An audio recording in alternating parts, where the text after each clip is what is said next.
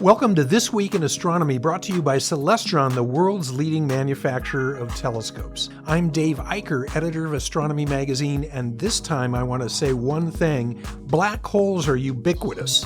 And by that I mean they're pretty much everywhere. The concept of a black hole originated in 1783 with the English natural philosopher John Michell, who hypothesized that there were regions of space with such intense gravity that nothing, not even light, could escape. But the evidence for black holes was a long time coming. The first black hole candidate was proposed in 1975, Cygnus X-1, and it wasn't really confirmed as a black hole for 15 years until 1990.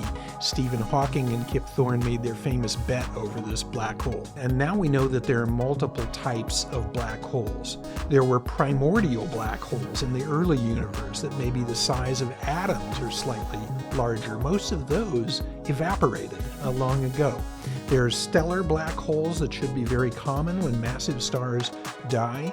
In the 1990s, a number of astronomers using the Hubble Space Telescope began to discover many black holes, supermassive black holes, in the centers of most normal galaxies. Then also relatively recently, there is a fourth class of black hole that's known to exist, and there are a few examples known of it, and that's the intermediate mass black holes.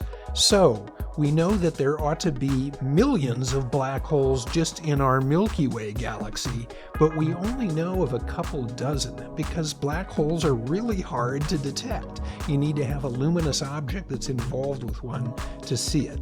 So stellar black holes we're still working on cataloging, but we know there are supermassive black holes in most all normal galaxies, except for the dwarfs. The next time you're out observing things in your binoculars or your Celestron telescope, you can look off into the darkness, see these luminous, cool objects that we like looking at, and know that even in our galaxy there are probably millions of unseen black holes. Maybe someday we'll get a better catalog of them all.